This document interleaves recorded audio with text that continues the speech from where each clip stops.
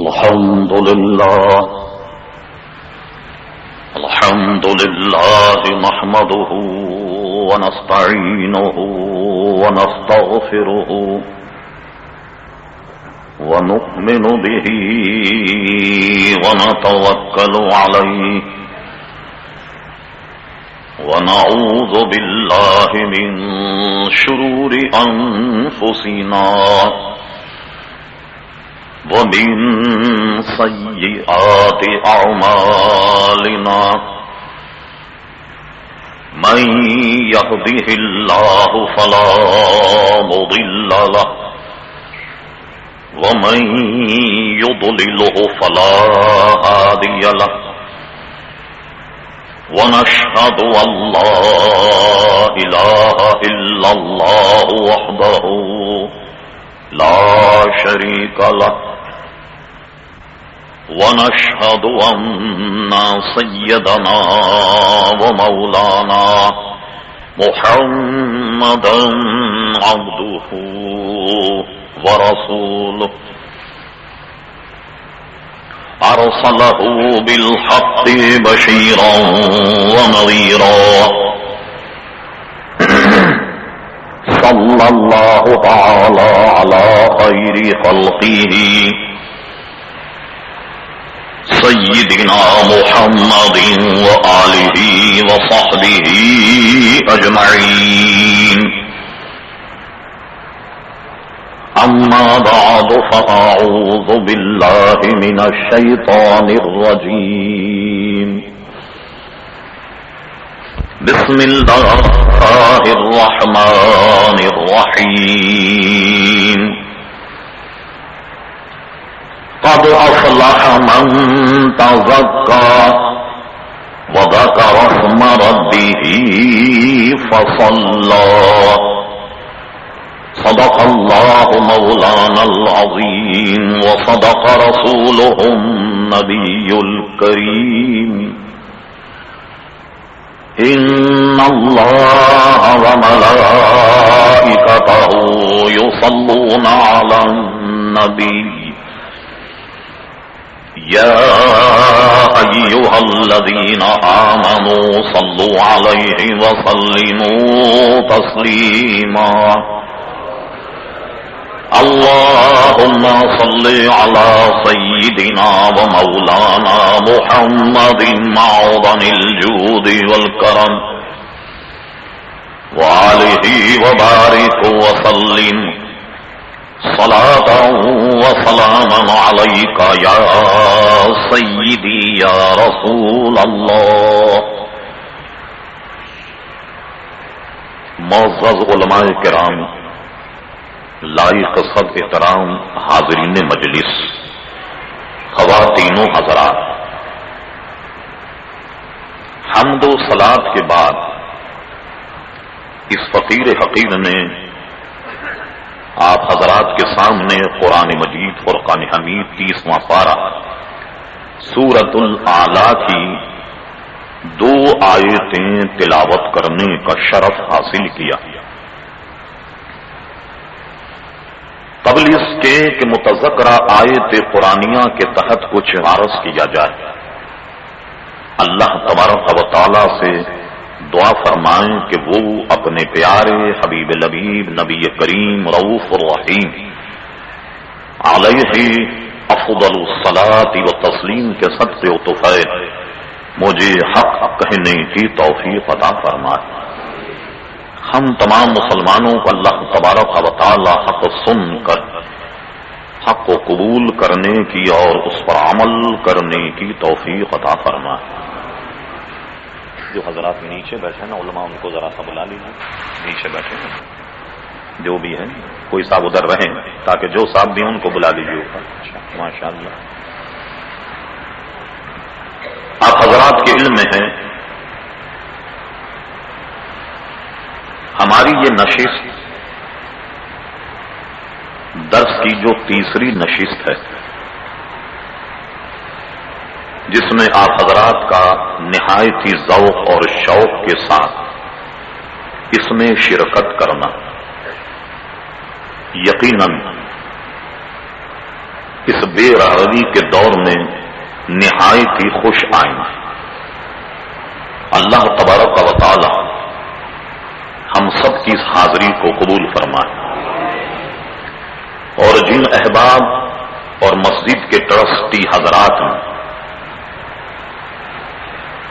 جو اس درس کا انعقاد کرتے، اللہ تبارک و تعالی ان کی کوششوں کو اپنے دربار میں قبول فرمائے، سب کو اجر عظیم عطا فرمائے۔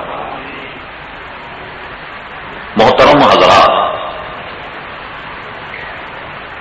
یہ تو آپ کے علم میں ہے کہ یہ درس کی محفل واعظ، تقریر، شعلہ بیانی اس سے مختلف ہوتی، جس میں ہم کوشش کرتے ہیں کہ مسائل کا احاطہ زیادہ، جن مسائل سے ہم روشناس نہیں یا جن کی ہمیں روزمرہ ضرورت پڑتی، تو جو بھی آیت درس کے لیے منتخب کی جائے تو ان میں کوشش کی جائے کہ اس سے متعلق جو مسائل ہیں ان پر بھی گفتگو ہو۔ ہم نے اس تقریر میں، بلکہ میں کہتا ہوں ہر عالم، ہر وائز، ہر مدرس کو اپنے درس میں جو قرآن مجید فرقان حمید کا درس ہو تو اعلیٰ حضرت امام اہل سنت فاضل بریلوی رحمت اللہ تعالی علیہ کے ترجمے کو رہنما اصول بنانا چاہیے۔ اس لیے ہم نے بھی اس درس میں اپنا رہنما امام اہل سنت مجدد دین و ملت فاضل بریلوی رحمت اللہ تعالی علیہ کے ترجمے کو اپنا محور اور منبع بنایا۔ جو آیت ہم نے تلاوت کی، فاضل بریلوی رضی اللہ عنہ کا ترجمہ، اور اس کے بعد اس پہ ہم گفتگو کرتے۔ امام اہل سنت نے بل اس آیت کا ترجمہ یہ کیا، قد افلح من تزکا، بے شک مراد کو پہنچا جو سترا ہوا، وذکر اسم ربہ فصلی، اس کا ترجمہ یہ کیا اور اپنے رب کا نام لے کر نماز پڑھی۔ یہ مختصر سا فاضل بریلوی رحمت اللہ تعالی علیہ کا ترجمہ۔ اس دنیا میں ایک ایسی چیز ہے جس کے سارے ہی حضرات متلاشی ہیں۔ مثلا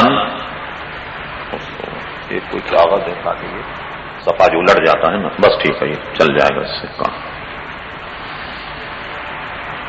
سارے حضرات ایک ہی چیز کے متلاشی اور وہی چیز تلاش کر رہے۔ عالم کو دیکھیں تو وہ بھی اسی چیز کو تلاش کر رہا ہے، امام کو دیکھیے تو وہ بھی اسی چیز کا متلاشی، شاگرد کو دیکھیے تو وہ بھی وہی تلاش کر رہا ہے، مقتدی کو دیکھیں تو وہ بھی وہی تلاش کر رہا ہے، پروفیسر کو دیکھیے تو وہ بھی اسی کا متلاشی، اس کے پرنسپل کو دیکھیے تو وہ بھی وہی تلاش کر رہا ہے، سیاست داں کو دیکھیے تو وہ بھی اسی کو تلاش کر رہا ہے، سائنس داں کو دیکھیے تو وہ بھی اسی کو تلاش کر رہا ہے، مرد کو دیکھیے تو وہ بھی اسی کا متلاشی، عورت کو دیکھیے تو وہ بھی اسی کی متلاشی۔ دیکھنا یہ ہے کہ یہ شے ہے کیا۔ زندگی کے مختلف شعبوں میں رہنے والے لوگ، شعبوں کو اپنانے والے لوگ، وہاں کسی بھی شعبے سے ان کا تعلق، وہ سب کے سب ایک چیز کی تلاش میں ہیں اور اسی پر یہ ساری دنیا گردش کر رہی۔ اب اس شے کا نام کیا ہے کہ جس کو سب تلاش کر رہے؟ عزیزان گرامی، اس شے کا نام ہے فلاح اور کامیابی۔ استاد کو دیکھیے تو ظاہر ہے وہ بھی وہی تلاش کر رہا ہے۔ استاد یہ سمجھ رہا ہے کہ کامیابی سے شاگرد کو پڑھا دیا جائے، یہ کامیابی۔ شاگرد یہ سمجھ رہا ہے کہ سبق یاد کر لیا جائے تو یہ کامیابی۔ سیاستداں یہ سمجھ رہا ہے کہ اقتدار کی کرسی اگر حاصل کر لی جائے تو یہ کامیابی۔ سائنسداں یہ سمجھ رہا ہے کہ چاند اور مریخ میں کمن ڈالنا یہ کامیابی ہے۔ کامیابی ایک ہے اور اس کے تلاش کرنے والے کروڑوں حضرات ہیں، ایک ہی چیز کے وہ تلاش کرنے والے ہیں. تو عزیزان محترم یہ بالکل ایسی بات ہے کہ یہ سارے کے سارے جب ایک ہی چیز کو تلاش کر رہے ہیں، یہ بالکل ایسے ہے کہ جیسے سمجھانے کے لیے عرض کروں، مجنو ہیں 40 اور لیلا ہے 1. 40 کے 40 مجنو یہ کہتے ہیں کہ لیلا ہماری، ہر ایک دعویٰ کر رہا ہے کہ لیلا ہماری، لیلا ہماری، لیلا ہماری. اب بتائیے یہ کیسے طے ہو کہ لیلا کس کی ہے؟ کیسے طے کہ اصل مجنو کون ہے اور یہ لیلا کس کی ہے؟ یہ کیسے پتا لگے کہ ہر شخص یہ کہتا ہے کہ میرے نزدیک یہ کامیابی، یہ کامیابی، یہ کامیابی ہے، فی الواقع کامیابی ہے کیا؟ یہ زیر غور ہے. فی الواقع کامیابی عزیزان گرامی ہے کیا؟ تو دیکھیے ہم تمام گفتگو کو سمیٹ کر اللہ تبارک و تعالیٰ سے کیوں نہیں پوچھ لیتے کہ مولا تو ہی بتا دے کہ کامیابی کیا کیا؟ کیونکہ سائنسداں اپنی زبان میں بول رہا، سیاستداں اپنی زبان میں بول رہا، استاد اپنی زبان میں بول رہا، شاگرد اپنی زبان میں بول رہا. تو مولا تو خلاق عالم ہے، سب کا پیدا کرنے والا تو ہے، تو بتا کہ کامیابی کیا ہے. تو اللہ تبارک و تعالیٰ جس کائنات کا بنانے والا، ہمارے ذہنوں کا تخلیق کرنے والا، وہ ارشاد فرماتا ہے کہ جو سائنسداں کہے وہ کامیابی نہیں، جو سیاستداں کہے وہ کامیابی نہیں، جو استاد کہتا ہے وہ کامیابی نہیں، جو شاگرد کہتا ہے وہ کامیابی نہیں. فرما کامیاب وہ ہے قد افلح من تزکا، جس نے پاکی اختیار کی، جو ستھرا ہوا، جو پاک ہو گیا، اصل میں وہ کامیاب ہے. وہ کامیاب ہے کہ جو پاک ہو گیا، جو ستھرا ہو گیا، وہ اصل میں کامیاب ہے. تو اب معلوم ہوا کہ رب کریم جسے کامیاب فرما رہا وہ کامیاب ہے جس نے پاکی اختیار کی، جو صاف اور ستھرا ہو گیا. یہ اس کا ایک معنی. اور اس کے بعد فرما وَذَكَرَ اسْمَ رَبِّهِ فَصَلَّى، جس کا ترجمہ امام اہل سنت یہ فرماتے اور اپنے رب کا نام لے کر نماز پڑھی. ایک معنی اس کا یہ کہ جس نے اللہ تبارک و تعالیٰ کا ذکر کیا وہ کامیاب ہے، جس نے نمازیں پڑھی وہ کامیاب ہے. تو معلوم ہوا کہ پاکی اختیار کر کے جو نمازی ہو جائے، اللہ تبارک و تعالیٰ کا ذکر کثرت سے کرے، حقیقت میں وہ کامیاب ہے. اور باقی یہ سارے کے سارے ناکام ہیں. جنہوں نے اللہ کو بھلا دیا، اس کے رسول کو بھلا دیا، نمازوں کو بھلا دیا، تو اصل میں یہ کتنی دنیاوی کامیابی حاصل کر لیں، حقیقت میں عزیزان گرامی یہ کوئی بھی کامیاب نہیں ہے، یہ سب کے سب ناکام ہیں. اچھا اب آئیے فرمایا یہ قد افلح من تزکا، اصل میں وہ کامیاب ہے جس نے پاکی اختیار کری. ہم ایسا کرتے ہیں کہ کسی اچھے صابن سے نہا لیں، خوب پاک ہو جائے، بہترین قسم کے کپڑے پہن لیں، خوب پاک صاف، دیکھنے دکھانے میں بالکل پاک اور صاف ہم ہو گئے. تو عزیزان گرامی کیا ہم دعویٰ کر سکتے ہیں کہ کامیاب ہو گئے؟ کیونکہ یہی تو فرمایا جا رہا کہ جس نے پاکی اختیار کی وہ کامیاب ہو گیا. تو معلوم ہوا کہ محض کامیابی بہترین سفید کپڑے پہننے سے نہیں ہے، 2-3 مرتبے صابن لگا کر نہانے سے نہیں، سمندر میں کود کر 2-4 گھنٹے سمندر کے پانی سے نہانا یہ کامیابی نہیں ہے. حقیقت میں جس نے نمازیں پڑھی، اللہ تبارک و تعالیٰ کا ذکر کثرت سے کیا اور اپنے دل کو ظاہر اور باطن کو پاک کر لیا، اصل میں وہ کامیاب ہے. اچھا اب جب یہ پتہ لگ گیا کہ وہ کامیاب ہے کہ جس نے اللہ تبارک و جس نے پاکی اختیار کی اور اللہ تبارک و تعالیٰ کا ذکر کثرت سے کیا وہ اصل میں کامیاب ہے. تو اب سنیے دل کی تطہیر اور دل کی پاکی، حقیقت یہ ہے کہ یہ جس کو صوفیہ تزکیہ نفس کا نام دیتے ہیں، نبی کریم صلی اللہ تعالی علیہ وسلم جہاں اور کاموں کے لیے دنیا میں تشریف لائے، وہیں نبی کریم صلی اللہ علیہ وسلم کا ایک مشن یہ بھی ہے کہ جتنے لوگ ہیں ان کا تزکیہ نفس کیا جائے، وہ پاک ہو جائیں، ظاہر اور باطن دونوں میں وہ پاک ہو جائیں. اور اللہ تبارک و تعالیٰ بھی اپنے حبیب صلی اللہ تعالی علیہ وسلم کے لیے یہی ارشاد فرما رہا. ارشاد باری تعالیٰ ہوا کما ارسلنا فیکم رسولا منکم یتلو علیکم آیاتنا ویزکیکم وہ یعلمکم الکتاب والحکمہ، ہمارا حبیب جہاں اور دوسرے کاموں کے لیے تشریف لایا ہے وہ یزکیکم، یہ تمہیں پاک کرنے کے لیے بھی آیا، یہ تمہیں پاک کرنے کے لیے تشریف لایا۔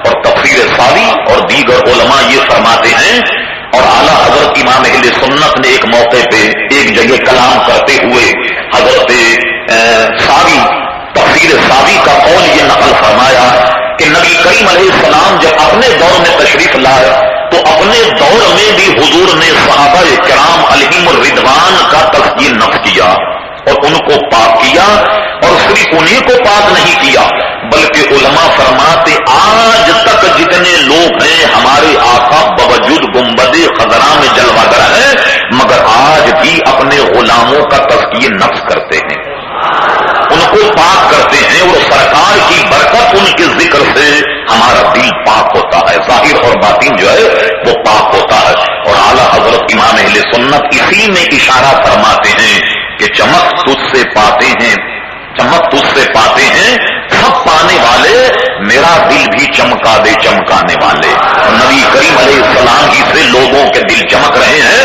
تو سرکار ایک نظر کرم ہم پر بھی ہو جائے، جہاں اور لوگوں کے دل چمک رہے ہیں آپ کی توجہ اگر ہمارے دلوں پر بھی ہو جائے تو ہمارے دل بھی آئینہ بن جائیں اور چمک جائیں۔ یہ اشارہ اسی طرف ہے اعلیٰ حضرت امام اہل سنت فاضل بریلوی رحمت اللہ تعالی کا۔ اچھا آئیے دل کی تطہیر کیسے ہوتی؟ جیسے فرمایا وَاذْكُرُوا اللَّهَ كَثِيرًا لَعَلَّكُمْ تُفْلِحُونَ، ایک جگہ فرمایا تم اللہ تبارک و تعالیٰ کا ذکر کثرت سے کرو تو فلاح پاؤ گے، کامیاب ہو جاؤ گے۔ کون کامیاب ہوا؟ وہی کامیاب ہوا کہ جس نے پاکی اختیار کی اور اللہ تبارک و تعالیٰ کا ذکر کثرت سے کیا ہو اور نمازیں پڑھی ہوں، وہ کامیاب۔ تو ایک مفہوم تو اس کا یہ معلوم ہوا کہ اللہ تبارک و تعالیٰ کا جب ذکر کیا جائے تو اس سے بھی قلب کی تطہیر ہوتی، نماز پڑھنے سے بھی قلب کی تطہیر ہوتی، روزہ رکھنے سے بھی قلب کی تطہیر ہوتی ہے، سچ بولنے سے بھی قلب کی تطہیر ہوتی ہے، قرآن مجید فرقان حمید روزانہ تلاوت کرنے سے بھی قلب کی تطہیر ہوتی ہے، درود شریف کثرت سے پڑھا جائے تو بھی قلب کی تطہیر ہوتی ہے۔ جتنے بھی نیک کام ہیں ان سب کو کرنے سے یقیناً قلب کی تطہیر ہوتی ہے، قلب صاف ہوتا ہے، ظاہر اور باطن صاف ہوتا ہے۔ مگر ایک بات ذہن میں رہے کہ نماز، روزہ، حج، زکوٰۃ ان اعمال سے یقیناً قلب کی تطہیر ہوتی، یقیناً اس میں کوئی تردد نہیں۔ لیکن میں اگر آپ سے کہوں کہ آپ نماز پڑھیے تو تزکیہ نفس ہو جائے گا۔ آپ نماز پڑھ رہے اور آن کر کے آپ کہیں جی نماز پڑھتے پڑھتے مجھے تو 10 برس ہو گئے اور ابھی تک میرا قلب پاک نہیں ہوا، تو میں کیا کہوں گا آپ کو کہ بھائی نماز اور پڑھتے رہیے، اللہ تعالیٰ سے دعا کرتے رہیے، اس لیے کہ مولوی کے پاس، عالم کے پاس کوئی ایسی سند نہیں ہے کہ آپ کو کہے کہ آپ اگر 10 برس نماز پڑھ لیں تو تزکیہ نفس ہو جائے گا، 20 برس اگر آپ پڑھ لیں تو آپ کی تطہیر ہو جائے گی۔ ہمارے پاس تو اس کی کوئی سند نہیں۔ لیکن اس سند نہ ہونے کا مفہوم یہ نہیں کہ ہم لوگ نیکیاں کرنا چھوڑ دیں، نہیں۔ مسلم شریف کی حدیث میں بڑی پیاری بات بیان کی گئی کہ اللہ تبارک و تعالیٰ اپنے بندوں کے ساتھ وہ معاملہ فرماتا ہے جیسا بندہ اس کے بارے میں گمان رکھتا، تو اللہ سے گمان نیک رکھنا چاہیے کہ ہم جو نماز پڑھ رہے ہیں یقیناً اللہ تبارک و تعالیٰ اسے قبول فرمائے گا، ہم جو روزہ رکھ رہے ہیں اللہ تبارک و تعالیٰ یقیناً اسے قبول فرمائے گا، ہم جو نیکی کر رہے ہیں یقیناً اللہ تبارک و تعالیٰ اسے قبول فرمائے گا۔ اللہ تبارک و تعالیٰ سے حسن ظن رکھنا چاہیے، اور جب بندہ اس سے جیسا ظن رکھے ویسا اللہ تبارک و تعالیٰ معاملہ فرمائے، تو جب ہم اچھا ظن رکھیں گے تو اللہ تبارک و تعالیٰ یقیناً ہماری نیکیوں کو قبول فرمائے۔ حضرت شاہ عبد العزیز محدث دہلوی رحمت اللہ تعالی کسی نے سوال کیا، حضرت یہ بتائیے ہم جو نمازیں پڑھ رہے ہیں تو ہمیں پتا کیسے لگے کہ اللہ تبارک و تعالیٰ نے ہماری نماز قبول کر دی، کیسے پتا لگے؟ تو حضرت شاہ عبد العزیز محدث دہلوی رحمت اللہ تعالی نے بڑی پیاری بات فرمائی، جس سے بات سمجھ میں آ جائے. آپ نے ارشاد فرما میرے عزیز جب تم فجر کی نماز پڑھ لو اور فجر کی نماز کے بعد اگر تم نے ظہر کی نماز پڑھ لی تو سمجھ لینا کہ تمہاری فجر اللہ تعالیٰ نے قبول فرما لی. جب عصر کی نماز پڑھ لو تو عصر کی نماز پڑھ لو تو سمجھو کہ اللہ نے تمہاری ظہر کی نماز قبول فرما لی. اب جب تم مغرب کی نماز پڑھو تو مغرب کی نماز پڑھنے کے بعد اطمینان کر لو کہ تمہاری عصر قبول ہو گئی. اور جب عشاء کی نماز پڑھ لو تو سمجھ لو کہ مغرب قبول ہو گئی. اب دوسرے دن فجر کی اگر پڑھو تو سمجھ لو کہ عشاء قبول ہو گئی. تو بیچارہ وہ کوئی میری طرح ان پڑھ تھا. اس نے کہا حضور ذرا اور وضاحت کیجیے کہ بات ابھی سمجھ میں نہیں آئی. اس کے بعد والی نماز پڑھنے سے یہ سمجھ لینا کہ پہلے والی قبول ہو گئی. تو شاہ عبد العزیز محدث دہلوی نے بڑا پیارا جواب دیا. آپ نے ارشاد فرمایا کہ اگر اللہ تبارک و تعالی تمہاری فجر کی نماز قبول نہ فرماتا تو تمہیں توفیق نہیں دیتا کہ تم ظہر کی ادا کرو. تو ظہر کی نماز میں توفیق کا مل جانا یہ اس بات کی دلیل ہے کہ اللہ نے فجر قبول فرما لی. اب جب تم نے ظہر پڑھ لی, ظہر کے بعد جب عصر پڑھی, اگر اللہ تبارک و تعالی تمہاری ظہر قبول نہیں فرماتا تو تمہیں کب توفیق دیتا کہ تم عصر پڑھو, اور عصر اگر قبول نہ ہوتی تو تمہیں کب توفیق ملتی کہ مغرب پڑھو. اس لیے ایک نماز کے پڑھنے کے بعد جب دوسری پڑھو تو اب اطمینان کرو کہ جو اللہ تبارک و تعالی کی نماز ہم نے جو پچھلی پڑھی ہے وہ نماز اللہ تبارک و تعالی نے قبول فرما دی. اب اس کو ذہن میں رکھ کر اگر آپ نمازیں پڑھیں تو دیکھیے قلب کو بڑا اطمینان ہوگا, تزکیہ نفس بھی ہوگا, اور اللہ تبارک و تعالیٰ پر یقیناً بھروسہ بڑھے گا کہ رب کریم نے جب دوسری نماز کی ہمیں توفیق دی ہے تو اس سے پہلے جو ہم نے نماز پڑھی وہ اللہ تبارک و تعالیٰ نے قبول فرما لی. اور نماز تو نماز, رب کریم تو اپنے بندوں پر اتنا رحیم اور کریم ہے. اسی مشکاۃ شریف میں کتاب الصلاۃ میں ایک حدیث آتی کہ نبی کریم صلی اللہ علیہ وسلم ایک مرتبہ عشاء کی نماز پڑھانے کے لیے بہت تاخیر سے تشریف لائے. صحابہ کرام علیہم رضوان میں سے وہ حضرات جو محنت مزدوری کرنے والے تھکے ماندے لوگ تھے وہ نماز پڑھ کر کچھ چلے گئے. خواتین اور بچے بھی اس زمانے میں نمازوں میں آتے, وہ بھی نماز پڑھ کر کے چلے گئے. ایک جماعت نبی کریم صلی اللہ علیہ وسلم کی اختتام نماز پڑھنے کے لیے وہ حضور کا انتظار کرتے رہے, یہاں تک کہ اتنی تاخیر ہو گئی کہ گویا آدھی رات گزر گئی. نبی کریم صلی اللہ علیہ وسلم تشریف لائے. جب مسجد میں آپ تشریف لائے, آپ نے جو حضرات بیٹھے ہوئے انتظار فرما رہے تو ان سے حضور علیہ السلام نے پوچھا کہ یہ بتاؤ کہ تم نے نماز ادا کی؟ تو صحابہ نے کہا نہیں. کیوں ادا نہیں کی؟ آپ کا انتظار کر رہے تھے. تو حضور علیہ السلام نے ارشاد فرمایا گویا تم نے اس لیے نماز نہیں پڑھی کہ تم میرا انتظار کر رہے تھے, تم میرا انتظار کر رہے تھے, گویا جماعت کا انتظار کر رہے تھے. تو فرمایا میرے صحابہ سنو, اللہ تبارک و تعالیٰ نے انتظار صلاۃ کو بھی صلاۃ بنا دیا. تو کوئی آدمی اگر مسجد میں بیٹھ کر نماز کا, جماعت کا انتظار کرے تو جتنی دیر بیٹھ کر وہ جماعت کا انتظار کر رہا ہے گویا وہ حالت نماز میں ہے. اب آپ غور فرمائیے, اب ہمیں نماز میں کتنا مستعد ہونا چاہیے. لیکن ہمارا حال کچھ یہ ہو گیا کہ پہلے تو ہم انتظار کرتے ہیں اذان کا, اذان جب ہو جائے تو پھر ہم انتظار کریں گے. شیطان ہمیں پھر یوں برغلاتا ہے کہ 2 منٹ کا راستہ ہے, 1.5 منٹ کا وضو ہوگا, 1.5 منٹ جو ہے وہ صفوں تک راؤنڈ سے ہم پہنچ جائیں گے اور نماز ہمیں مل جائے گی. نتیجہ یہ نکلتا ہے کہ وہ 5 منٹ راستے ہی میں خرچ ہو گئے, 2-4 منٹ وضو کرتے میں خرچ ہو گئے.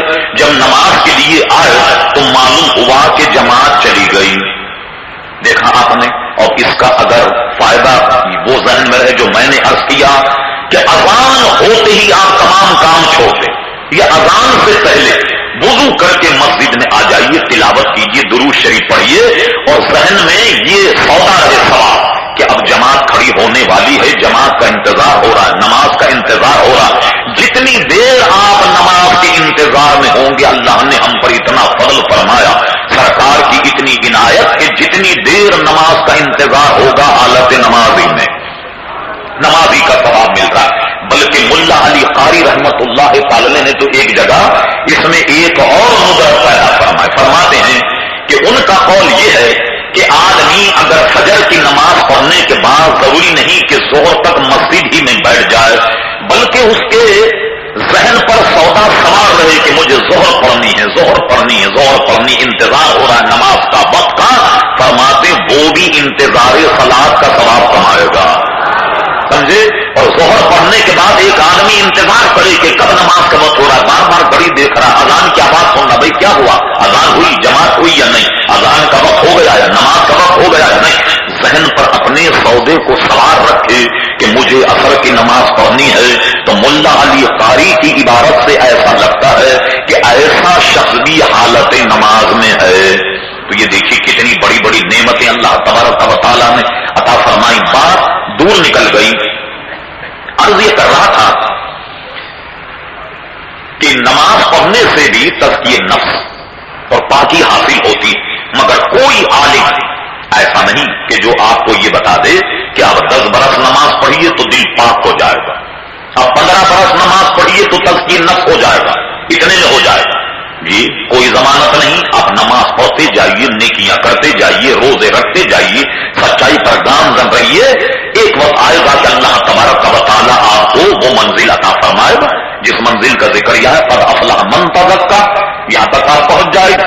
لیکن عزیزان محترم ایک بات ذہن میں رہے کہ قلب کی تطہیر نماز سے، روزے سے، حج سے، زکات سے ہوتی ہے، اب اس کی کوئی ضمانت نہیں کہ 10 سال میں ہو جائے، 15 سال میں ہو جائے، 20 سال میں ہو جائے، لیکن ایک اور شارٹ راستہ ہے، اور وہ شارٹ راستہ یہ ہے کہ نماز روزوں سے تو تزکیہ نفس اور تطہیر برس میں ہوگی، مگر کوئی اللہ کا نیک بندہ ٹکر جائے تو ایک ہی نظر میں آنن فانن میں تزکیہ نفس ہو جائے گا، قلب کی تطہیر ہو جائے گی، ظاہر اور باطن کی تطہیر ہو جائے گی۔ کوئی اللہ تبارک و تعالیٰ کا بندہ اگر ایک نظر آپ پر ڈال دے تو جو کام برس میں ہوتا ہے، تو عزیزان گرامی اللہ کا نیک بندہ یہ کام آنن فانن میں کر دیتا ہے۔ اور مولانا روم نے بڑی پیاری بات کہی، فرماتے ہیں تم نے یہ تو سنا ہوگا کہ اس آدمی کو، اس بچے کو یا اس شے کو کسی کی نظر لگ گئی، نظر کا لگنا حق ہے۔ قرآن مجید فرقان حمید میں سورہ یوسف میں بھی اس کی تفصیل یوں موجود ہے کہ حضرت یوسف علیہ السلام کے بھائی جب مصر جانے لگے تو حضرت یعقوب علیہ السلام نے ان سے یہ فرمایا تھا کہ جب تم مصر میں جاؤ تو مختلف دروازوں سے جانا، اکٹھے ہو کر کے سب مت جانا، کہیں ایسا نہ ہو کہ کسی کی نظر لگ جائے۔ بلکہ شیخ محقق شاہ عبدالحق محدث دہلوی نے ایک جگہ لکھا کہ حضرت عثمان رضی اللہ عنہ کی نظر ایک بچے پر پڑی تو حضرت عثمان رضی اللہ عنہ نے فرمایا کہ اس بچے کو کسی جن کی نظر لگ گئی، تو انسان کی بھی نظر لگ جاتی، جن کی بھی نظر لگ جاتی۔ حضرت عبداللہ ابن مسعود سے متعلق ایک دعا بھی موجود ہے حدیث شریف میں کہ جب کسی بچے کو نظر لگ جائے تو حضور علیہ السلام نے یہ دعا پڑھ کر دم کیا کرتے، یا یہ تعلیم فرمائی وغیرہ وغیرہ ساری چیزیں موجود ہیں۔ تو مولانا فرماتے ہیں کہ بچے کو نظر لگ گئی، کہا صاحب یہ فلاں بچے کو نظر بد لگ گئی، جب نظر لگی بچہ بیمار ہو گیا، بچے میں کمزوری پیدا ہو گئی، امراض پیدا ہو گئے، تو کہتے ہیں صحیح بچے کو نظر لگ گئی۔ کسی عالم اور عامل کے پاس جا کر ماں باپ سوچتے ہیں کہ بچے کے گلے میں نظر کا تعویذ ڈال دیا جائے تاکہ بچے کی نظر جو ہے وہ رفع ہو جائے، نظر بد سے بچہ محفوظ رہے۔ مولانا فرماتے ہیں کہ جب نظر بد کا یہ حال ہے تو اللہ کے نیک بندے کی نظر کا کیا حال ہوگا؟ جب گناہگار بندوں کی نظر لگ جائے تو بچہ بیمار پڑ جاتا ہے، اسے بخار آ جاتا ہے، اور نیک آدمی کی اگر نظر لگ جائے تو کیا ہوگا؟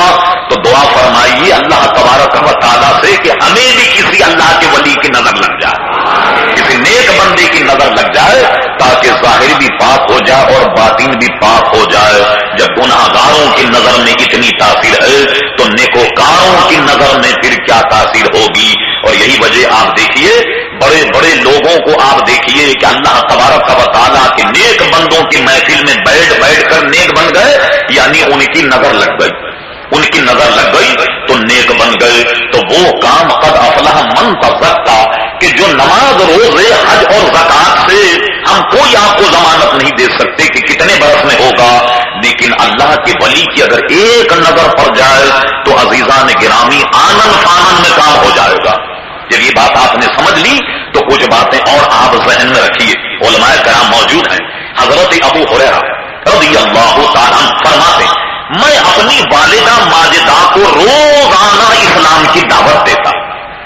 اب ایمان لے آئی، ایمان سے مشرف ہو جائی، اسلام لے آئی، ہر بار وہ مسترد کر دیتی، ہر بار وہ منع کر دیتی. ایک مرتبہ میں نے کیا کیا کہ نبی کریم صلی اللہ تعالی علیہ وسلم سے عرض کی کہ حضور میری والدہ کے لیے دعا فرمائی. لیجیے اب کیا مطلب ہوا کہ نبی کریم صلی اللہ علیہ وسلم نے توجہ فرمائی. ابو ہریرہ فرماتے جب میں گھر آیا تو دیکھا کہ والدہ غسل کر رہی تھی اور غسل کرنے کے بعد کہا کہ مجھے بھی وہی کلمہ پڑھا دو جو تم نے پڑھا. ایک نظر نبی کریم صلی اللہ تعالی علیہ وسلم کی لگی، ایک توجہ ہوئی تو دیکھیے روز آنا وہ انکار کر دیتی ہیں، مگر پیارے مصطفیٰ کی ایک توجہ ہو گئی تو آنن فانن میں کام ہو گیا. اور آپ نے حضرت حمزہ کا واقعہ تو سنا ہوگا، بڑا طویل واقعہ ہے. حضور صلی اللہ تعالی علیہ وسلم کے دربار میں خراج تحسین وصول کرنے کے لیے آئے کہ میں نے آپ کے دشمن کو آج بڑا ذلیل کیا، بڑا مارا. تو اس لیے اب آپ خوش ہو جائیے. ہوا یہ کہ ابو جہل نبی کریم صلی اللہ علیہ وسلم کو کوئی صدمہ پہنچایا اور حضرت حمزہ رضی اللہ عنہ کو پتہ لگ گیا تو آپ نے اس کی خوب مرمت کی، خوب پٹائی کی اور مارنے کے بعد حضور کے پاس آئے تاکہ حضور علیہ السلام سے یہ کہیں کہ میں نے آپ کے دشمن کو بڑا ذلیل کیا. نبی کریم صلی اللہ تعالی علیہ وسلم کے جب دربار میں آئے اور اپنا واقعہ بتایا، لیکن حضور علیہ السلام کے چہرے پر کوئی بھی خوشی کے آثار نہیں کہ آپ نے ہمارے دشمن کو مارا ہے تو ہم خوش ہو جائیں. آج اگر کوئی ہم سے کہے جس دور میں ہم ہیں کہ فلاں آدمی سے آپ کی لڑائی چل رہی تھی تو بابر مارکیٹ کے بالکل سامنے مجھے مل گیا اور میں نے اس کی ایسی مرمت کی کہ بھتیجے اب تو تیری طرف کبھی وہ آنکھ اٹھا کر کے بھی نہیں دیکھے گا، تو بھتیجا جو پھولا نہیں سمائے گا کہے گا واہ چچا آج تم نے کام کیا، آج تو چچا ہونے کا تم نے حق ادا کر دیا. یہ تو بابر مارکیٹ میں مل گیا، کہیں صدر میں بولٹن مارکیٹ پہ کہیں ادھر ادھر مل جائے، ذرا ایک آدھ ہاتھ اور رکھ دیجیے تاکہ معاملہ بالکل تازہ رہے اور اسے پتہ چل جائے کہ اس کا بھی کوئی سرپرست ہے اور اس کا بھی کوئی دیکھ بھال کرنے والا. ہم خوشی سے نہیں سمائے، پھولے نہیں سمائے، لیکن حضور کے چہرے پر کوئی خوشی کے آثار نہیں. قرائن سے ایسا معلوم ہوا کہ چچا ہم اپنے دشمن کی ذلت پر خوش ہونے والے نہیں، ہماری خوشی تو ایک ہی چیز میں ہے اور وہ یہ ہے کہ تم سچے دل سے پڑھ لو لا الہ الا اللہ محمد رسول اللہ صلی اللہ علیہ وسلم، بس یہ ہے ہماری خوشی کا باعث. اب جب حضرت حمزہ نے نبی کریم صلی اللہ علیہ وسلم کی یہ بات سنی تو ان کے دل نے گواہی دی کہ یہ معاملہ کسی جھوٹے آدمی کا نہیں ہو سکتا. کسی شاعر نے کہا کہ نظر پڑتے ہی پاک دل بول اٹھا، یہ صورت ہے ایمان لانے کے قابل. حضور کے چہرے کو دیکھ کر کہ وہ اپنی دشمن کی ذلت پر خوش نہیں ہو رہے، حضرت حمزہ کے دل نے گواہی دی کہ یہ کردار کسی جھوٹے کا نہیں ہو سکتا. وہ جناب فوراً حضور کی نظر پڑتے ہی اسلام قبول کر لیتے. حضرت عمر کا واقعہ دیکھیے کیا ایک دارالندوا میں اجلاس ہو رہا، اوہو اجلاس بڑا اہم ہے. اس اجلاس میں یہ طے ہونا ہے کہ معاذ اللہ نبی کریم صلی اللہ علیہ وسلم کے زندگی کے چراغ کو کون بجھائے گا، یہ طے ہونا. اس پورے اجلاس میں یہ طے ہوا کہ نبی کریم صلی اللہ علیہ وسلم کو والعیاذ باللہ تعالی قتل کر دیا جائے. اب ان کا بھائی یہ کام کرے گا کون؟ تو پورے مجمع میں حضرت عمر کھڑے ہو گئے. زمانے جاہلیت میں بھی یہ بڑے جیوت، بڑے دلیر، بڑے بہادر یہ کھڑے ہو گئے کہ یہ کام میں سر انجام دوں گا. لیجیے صاحب لوگوں کو اطمینان ہو گیا کہ واقعی یہ بڑے جیوت ہیں، بڑے دلیر ہیں، ان کے علاوہ تو یہ کام کوئی نہیں کر سکتا. چلے تھے نبی کریم صلی اللہ علیہ وسلم کا قتل کرنے کے لیے معاذ اللہ. اور امام جلال الدین سیوطی رحمۃ اللہ تعالی علیہ تاریخ الخلفاء میں ایک روایت تو یہ نقل کی بڑی سند کے ساتھ کہ حضور صلی اللہ علیہ وسلم نے اللہ تبارک و تعالیٰ کی بار دعا کی اور وہ دعا یہ کی تھی کہ اے اللہ تبارک و تعالی عمر ابن خطاب رضی اللہ عنہ اور عمر بن حشام ان دونوں میں سے جسے تو پسند کرتا ہے اسے اسلام کے قبول کرانے کے بعد اسلام کی شوقت کو بڑھا، کہ یہ دونوں میں سے جسے تو پسند کرے وہ اسلام قبول کرے اور ان کے اسلام قبول کرنے کے بعد تو دین کی اسلام کی شوقت کو بڑھا۔ جناب حضور کا یہ توجہ فرمانا تھا کہ حضرت عمر نے اسلام قبول کر لیا۔ اور ایک روایت امام سیوطی نے بڑی تحقیق سے یہ لکھی کہ ایک روایت میں صرف اور صرف حضرت عمر ہی کا نام، صرف حضرت عمر کا نام۔ اے اللہ تبارک و تعالی عمر بن خطاب کو اسلام کی دولت سے مالا مال فرما دے، ایمان کی دولت سے مالا مال کر دے اور ان کے ذریعے سے اسلام کی شوقت کو بڑھا۔ یہ بھی تو حضور کی توجہ تھی یا نہیں؟ یہ بھی نظر کرم تھی یا نہیں؟ ادھر دعا کرنی تھی کہ جناب اس کے ایک دن کے بعد حضرت عمر رضی اللہ تعالیٰ عنہ اسلام قبول کر لیتے ہیں۔ تو آپ نے دیکھا کہ جو کام برسوں میں ہو حضور توجہ فرمائے تو آنن فانن میں ہو جاتا، کوئی کام 20-25 برس میں ہو اللہ کا ولی اگر ایک نظر کرم کر دے تو سارا کام ایک نظر میں ہو جاتا ہے۔ اور مولانا روم ایک جگہ یوں بھی نقل فرماتے اس مسئلے کو سمجھانے کے لیے، خواتین بھی موجود ہیں، بڑے بند الفاظ میں عرض کرتا ہوں اور آپ سمجھ جائیے۔ کہتے ہیں مولانا روم نے مثنوی میں پورا واقعہ نقل کیا، کہتے ہیں بستام شہر میں ایک بد کردار عورت آ گئی اور اس نے بستان شہر کے ماحول کو ایسا غلیظ اور پامال کر دیا کہ جس نوجوان کو دیکھو وہ اس کے دام فریب میں پھنسا جا رہا، جس کو دیکھو ادھر جا رہا۔ کچھ آپ جیسے سمجھدار لوگوں نے سوچا کہ ماحول اور معاشرہ خراب ہو رہا تو حضرت بایزید بستانی سے شکایت کرنی چاہیے کہ حضرت آپ کے ہوتے ہوئے یہ کیا ہو رہا۔ تو لوگ ان کے پاس گئے، کہا حضور ایک بد کردار عورت نے آن کر ماحول کو تباہ کر دیا، آپ ذرا نظر کرم فرمائیے، آپ جیسے حضرات موجود ہیں اور یہ سارا معاملہ ہو رہا۔ حضرت بایزید بستانی نے تمام واقعات سنا اور سننے کے بعد جناب مصلی وضو کا لوٹا لیا اور لے کر کے اس عورت کے گھر پہنچ گئے جہاں وہ رہتی تھی، اس کے دروازے پر مصلی بچھا کر نماز پڑھنے لگ گئے۔ جی نمازوں پہ نماز ہو رہی ہے، نوافل پہ نوافل۔ اب جو گناہ گار سیاکار اس طرف جانے والے لوگ تھے تو وہ جب اس کے کوٹھے یا اس کے گھر کے قریب جب پہنچے اور حضرت بایزید بستانی کو جب دیکھا تو بھاگ گئے نظر چرا کر، ایسا نہ ہو کہ حضرت ہمیں دیکھ لیں۔ اچھا بیٹا تم بھی آتے تھے ادھر، سارا پول کھل جائے گا، اس لیے وہ بھاگ جاتے تھے بایزید بستانی کو دیکھ کر۔ ایک بات تو یہ سمجھ میں آتی ہے کہ اس زمانے کے اچکے، اس زمانے کے لفنگے اگر بزرگوں کو دیکھتے تو گناہ کرنے میں حیا کرتے تھے۔ ایک محلے کا بزرگ ہی دیکھے گا ابا سے شکایت کر دے گا اور ابا جو ہے وہ رات میں بڑے قاعدے کی پٹائی لگائیں گے، لہذا بچو بھائی ان کی نظر سے۔ ہوتا ہے نا کئی زمانے میں ایسا تھا، اور اب تو آپ دیکھیے کہ ماحول اتنا بدل گیا کہ کسی چھوٹے بچے کو بھی محلے کا کوئی بزرگ اگر اس کو تنبیہ کرے کہ میاں یہ کیا کر رہا ہے، کیا بدتمیزی ہے، تو وہ اپنے ابا سے شکایت کر دے کہ وہ دیکھیے اب رونے لگ جائے بناوٹی کہ جناب وہ دیکھیے فلاں آدمی نے مجھے ڈانٹا، تو ابا آؤ دیکھے گا نہ پاؤ 6 فٹ کا ڈنڈا نکال کر کے لائے گا اور بزرگ کی ایسی خبر لے گا، ایسی خبر لے گا کہ آئندہ کسی بچے کو سرزنش کرنے کی اس بزرگ کو جرأت ہی نہیں ہوگی۔ انہوں نے کہا بھائی لکم دینکم ولی دین، چھوڑ دو سب کے ساتھ جاؤ۔ کسی کو منع کرنے جیسی آج کل صورت حال ہی نہیں ہے، کسی برائی کو منع کرنے پر بھی پٹائی ہوتی ہے تو کیا ہوگا۔ تو اب دیکھ لیے سارا ماحول اسی سے بگڑ رہا ہے یا نہیں بگڑ رہا۔ اگر اس زمانے جیسا معاملہ ہو کہ بزرگ اور جناب بڑے لوگ بچوں کو دیکھ کر کوئی گناہ یا کوئی شرارت کرتے میں سرزنش کریں، تنبیہ کریں، تو ظاہر ہے کہ آج بھی اچھا ماحول جو ہے وہ پھل پھول سکتا، لیکن یہ کہ کوئی آپ سے تعاون کرنے کے لیے تیار نہیں ہوگا۔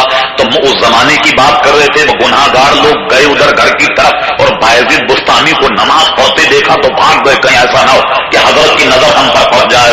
چلیے صاحب یہ تو سب رفو چکر ہوئے، حضرت بایزید بستانی نے دستک دی اس عورت کے دروازے پر، بڑا عجیب و غریب معاملہ۔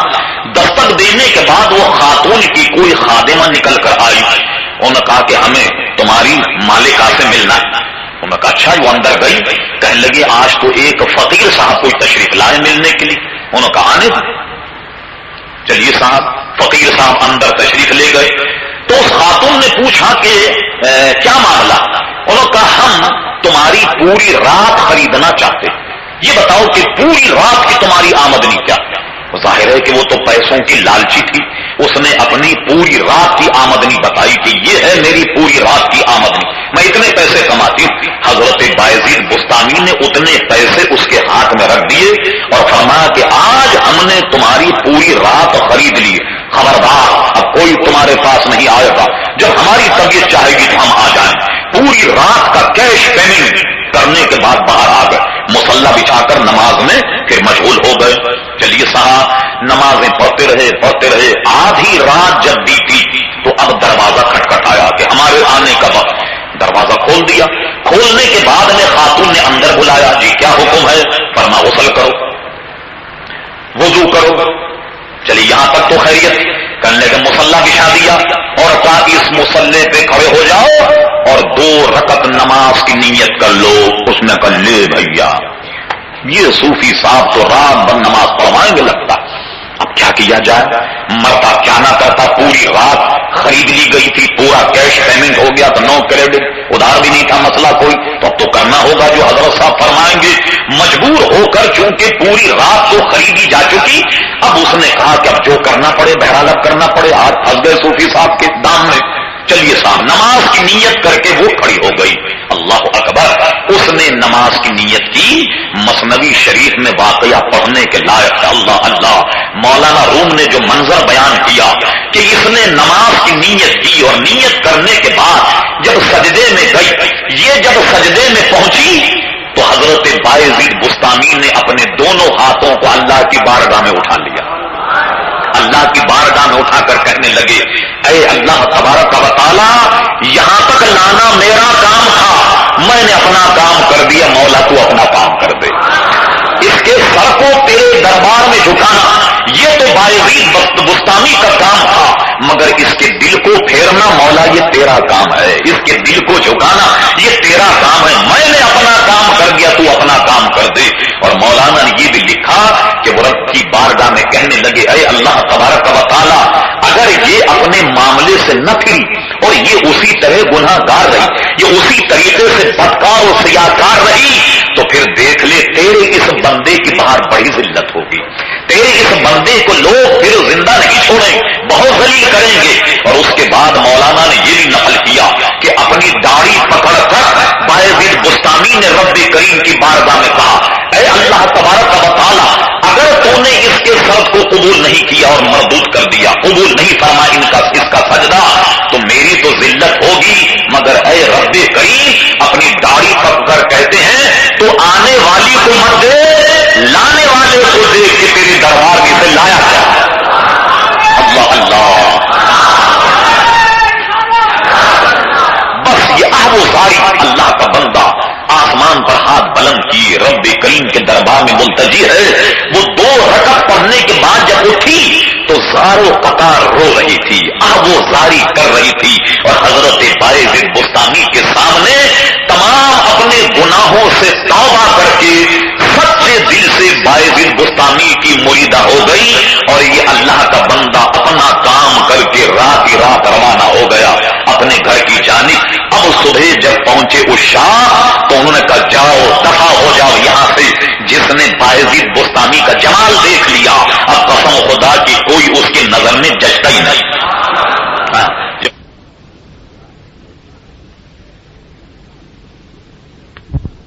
نماز روزے سے آدمی کا تزکیہ نفس حاصل ہوگا. واقعی نماز روزے سے دل کی تطہیر ہوتی ہے, مگر ایک اس کا راستہ یہ ہے کہ اللہ کے نیک بندے کی ایک نظر پڑ گئی تو آنن فانن میں کام ہو جاتا ہے. یہ اس کا وہ شارٹ راستہ ہے جس کو آپ تصوف کہہ دیں, جس کو آپ طریقت کہہ لیں.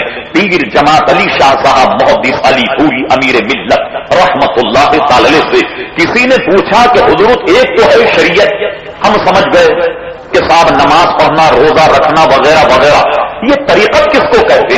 تو حضرت امیر ملت نے دیکھا کہ سوال کرنے والا کوئی بہت بڑا قابل عام آدمی تھا بیچارہ انپڑھ. انہوں نے کہا میرے عزیز تو ایسا سمجھ لے کہ جیسے ایک چونٹی پیدل چل کے اپنی منزل مقصود پر پہنچ رہی ہے، یہ تو ہے شریعت، اور یہی چونٹی کسی پرندے کے پیر میں لگ کے اگر وہاں پہنچ جائے تو یہ ہے طریقت. تو لیجیے صفائی اور ستھرائی سے تو سال ہر سال میں کام ہوگا، مگر اللہ کے نیک بندے کے دامن سے وابستہ ہو جاؤ تو آنند پانند میں کام ہو جاتا ہے.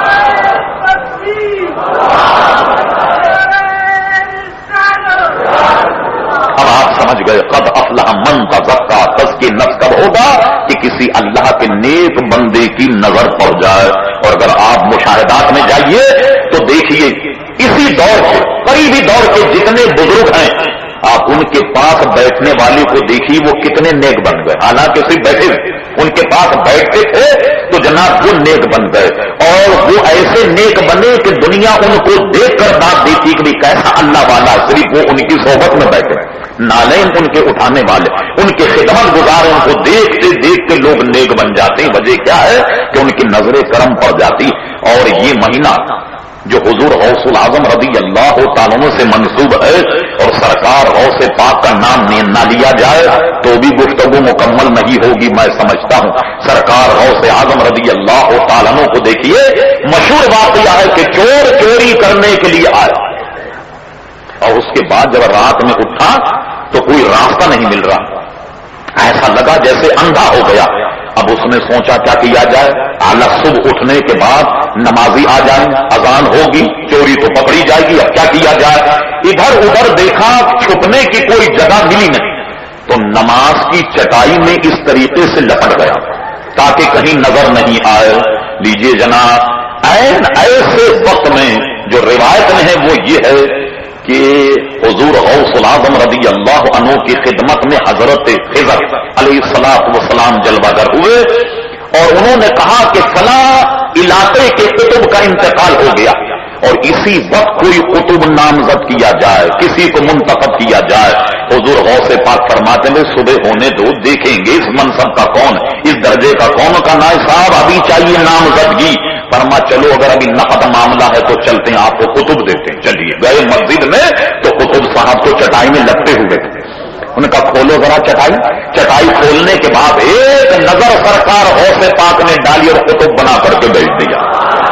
دیکھا آپ نے، ورنہ اس منزل کو طے کرنے کے لیے کتنے کام کرنے ہوتے کہ اس منزل کو طے کرنے کے لیے آنن پانن میں ایک نظر کیمیا جب ڈالی تو سبحان اللہ سر سے پاؤں تک جناب نظر ڈالنے پر کامل ولی بنا کر کے بھیج دیا.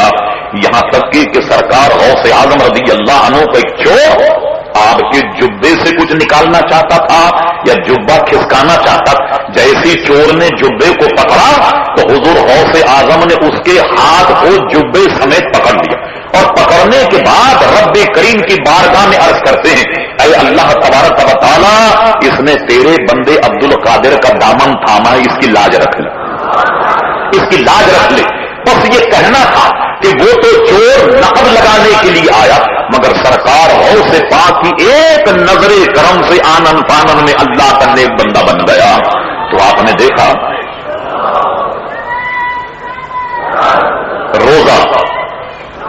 روزہ نماز یقیناً اس سے کثیر اور اس سے بھی تزکیہ نفس ہوتا ہے، مگر اللہ کے بندے کی نظر پڑ جائے تو کبھی کبھی آنن فانن میں عزیزان گرامی ایسا کام ہو جاتا ہے کہ آدمی کے تصور میں نہیں. یہ تو نظر ان کا دامن تو دامن.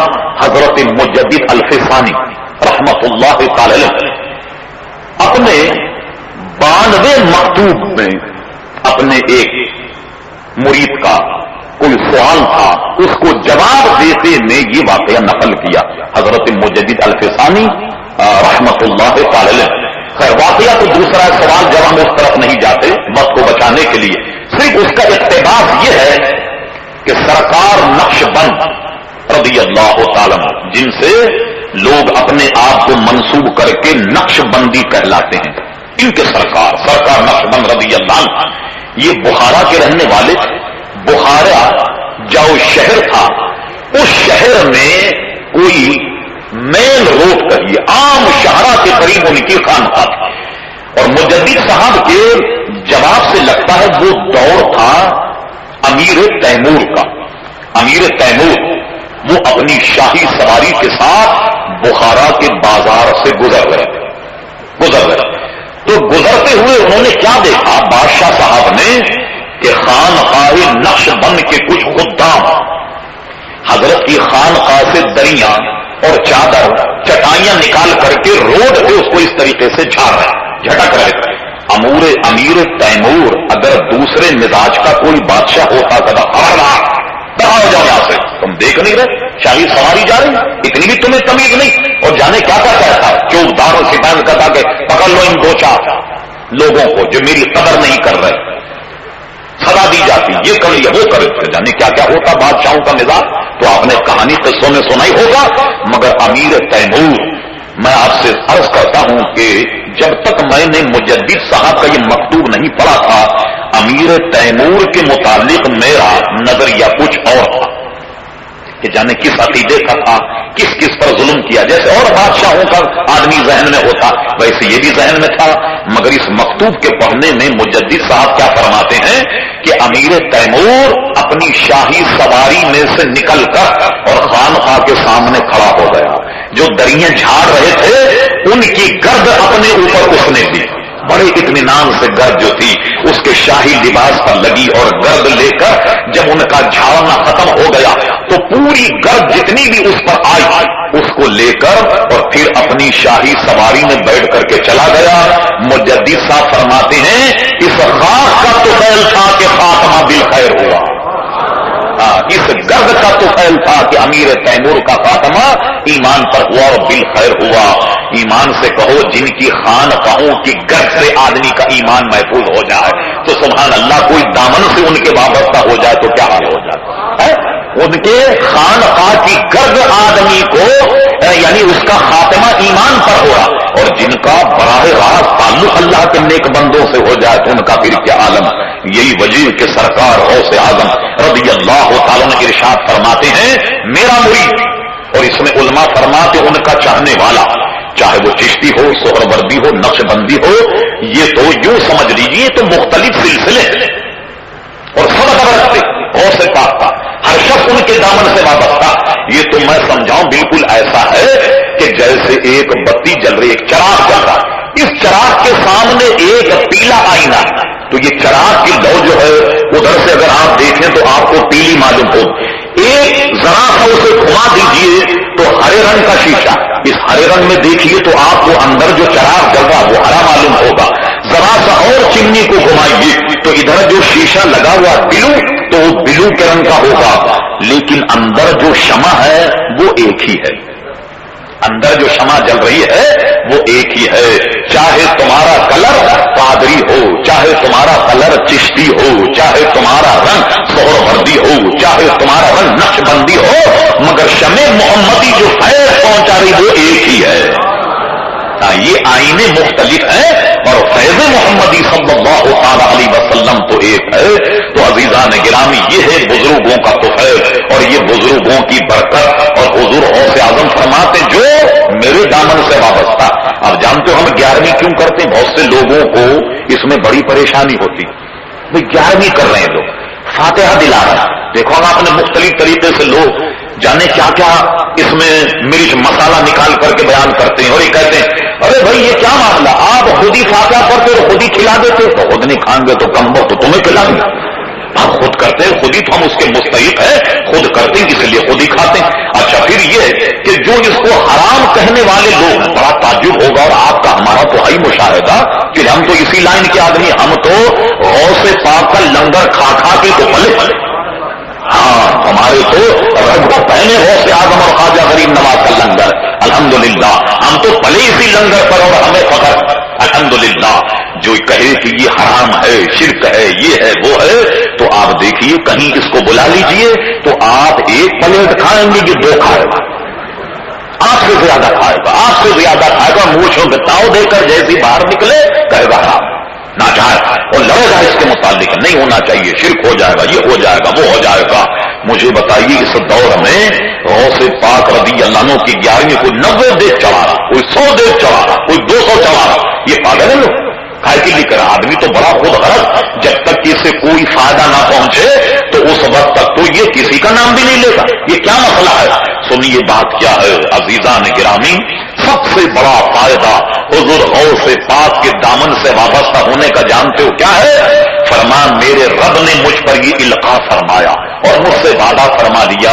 جو عام طور پہ لوگ کہتے ہیں نا، لوگوں کی بات سمجھ میں نہیں آتی. صاحب جو قادری ہے وہ جنتی ہے. ان کا دیکھو کیسا آدمی کہتا ہے کہ جو غوث اعظم کا مرید ہے وہ جنتی ہے، جو قادری کہلانے والا جنتی. یہ کیا بات یہ کر رہا؟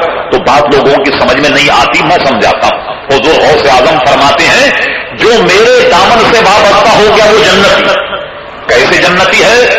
میرے رب نے مجھ سے یہ وعدہ کیا ہے کہ عبد القادر جیلانی جو تیرے دامن سے وابستہ ہے اسے موت نہیں آئے گی جب تک کہ میں اسے توبہ کی توفیق نہ دے دوں.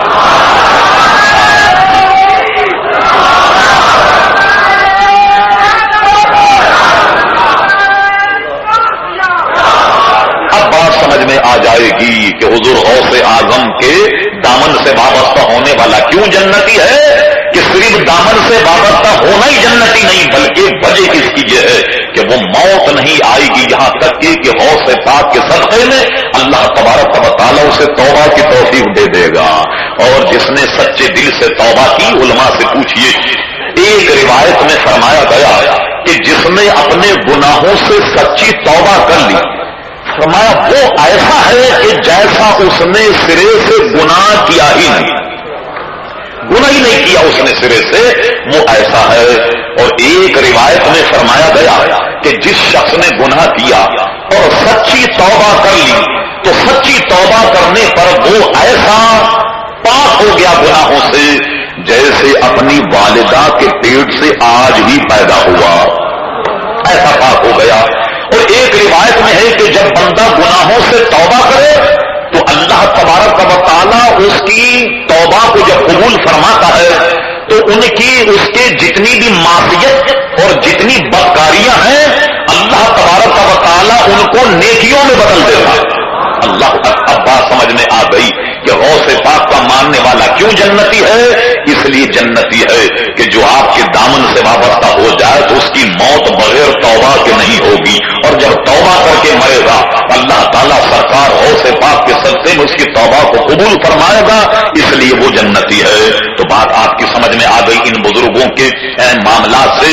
تو اب میں عرض کر رہا اب افلح من تزکا، وہ کامیاب ہوا کہ جس نے پاکی اختیار کی. تو نماز روزے سے بھی آدمی پاک ہوتا ہے، اور ایک یہ کہ اللہ کے کسی ولی نیک بندے کی ایک نظر لگ جائے تو وہ کام جو برسا برس میں ہوتا ہے عزیزان گرامی وہ آنن فانن میں ہو جاتا ہے.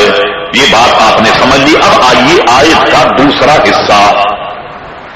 اس کا دوسرا حصہ یہ تھا وَذَكَرَ اسْمَ رَبِّهِ فَصَلَّى، اور اس کا ترجمہ اعلیٰ حضرت امام اہل سنت نے یہ کیا اور اپنے رب کا نام لے کر نماز پڑھی. یہ اعلیٰ حضرت نے ترجمہ فرمایا. اور اس کا ایک معنی یہ بھی ہے کثرت سے اللہ کا ذکر کیا اور نمازیں پڑھی وہ کامیاب ہو گیا. علماء نے اس آیت سے اب آئیے کچھ مسائل بہت اہم ہیں، بالکل آپ بہت سنجیدگی کے ساتھ سنیے اور اپنے اعمال کی اصلاح کیجیے. اور یہ میں نے ابھی بتایا نا آپ کو یہ جو درس ہے اس کو ریکارڈ بھی کیا جا رہا، اس کو بھی آپ سنیے. آپ سن چکے ہو دوسروں کو سنائیے آپ. اب آئیے مسائل. علماء نے اس سے استدلال یہ کیا، ایک جو اعلیٰ حضرت نے ترجمہ کیا تو اعلیٰ حضرت کا ترجمہ بھی اسی کا غماز. وہ فرماتے ہیں کہ وَذَكَرَ اسْمَ رَبِّهِ فَصَلَّى، اللہ کے ذکر سے نماز پڑھی. تو اس سے علماء نے تکبیر تحریمہ کا گویا استدلال کیا. یعنی یہ کہ ہم جب نماز پڑھنے کے لیے کھڑے ہوتے ہیں تو نماز پڑھنے اور کھڑے ہو کے ہم کیا کہتے ہیں؟ اللہ اکبر، یہ کہہ کر کے ہم نماز شروع کرتے ہیں. تو اعلیٰ حضرت کے ترجمے میں دیکھیے یہ بات ہے کہ علماء نے چونکہ اس آیت سے استدلال کیا تکبیر تحریمہ پر تو اعلیٰ حضرت نے ترجمے میں اس کو یہ رکھا جس سے بات سمجھ میں آتی ہو. اپنے رب کا نام لے کر نماز پڑھی، اس سے مراد کیا ہے؟ تو علماء فرماتے ہیں یہ تکبیر تحریمہ جو ہے اس کا گویا ذکر ہے کہ اللہ کے نام سے نماز شروع کی جائے. تو کیسے ہم نماز شروع کرتے ہیں؟ اللہ اکبر، اسی طرح شروع کرتے ہیں نماز. اب آئیے مسائل. یہ جو تکبیر تحریمہ ہے، ہمارے احناف علماء موجود ہیں، بعد میں یہ تصدیق کر لیجیے گا. ہمارے یہاں حنفیوں میں جو نماز کے شرائط ہیں ان میں تکبیر تحریمہ یعنی اللہ اکبر کہہ کر نماز کو شروع کرنا یہ نماز کی شرط بھی ہے. یہ نماز کے شرائط میں سے ایک شرط ہے. نماز کے جو فرائض ہیں تو علماء نے اس کا شمار نماز کے فرائض میں بھی کیا. کیا مطلب ہوا؟ رائے یہ ہے علماء کی کہ چونکہ نماز کی شرطوں میں سب سے آخری شرط یہ ہے تکبیر تحریمہ، اور نماز کے فرائض میں سب سے پہلا فرض جو ہے وہ تکبیر تحریمہ ہے، تو اس کو نماز کے شرائط میں بھی شامل کیا گیا اور نماز کے فرائض میں بھی شامل کیا گیا. یہ بات جب آپ نے سمجھ لی تو اب آئیے تکبیر تحریمہ فی الواقع کیا ہے جس سے ہم نماز کا آغاز کرتے ہیں، اور ان میں ہم اپنے علم کے مطابق کہاں کہاں کوتاہی ہوتی ہے ہم اس کا ذکر کرتے. دیکھیے اللہ اکبر اس لفظ کو آپ ذہن میں رکھیے، اور اس کا تلفظ جو ہے اللہ اکبر یہ ہے اس کا تلفظ، اور اس کو تکبیر تحریمہ کے طور پہ ہم کہتے ہیں. اب سنیے، اس میں 3 غلطیوں پر علماء نے تکفیر کی ہے کہ ایسا آدمی اگر اس کو پڑھے تو وہ کافر ہو جائے گا. کفر کیا اس نے. وہ کیا ہے؟ کسی شخص نے اگر معاذ اللہ اس کو یوں پڑھا بجائے اللہ کو اس نے آل یہاں اس نے مت دے دیا تو یہ بھی کفر ہوگا، اس کو نہیں کھینچا جائے گا.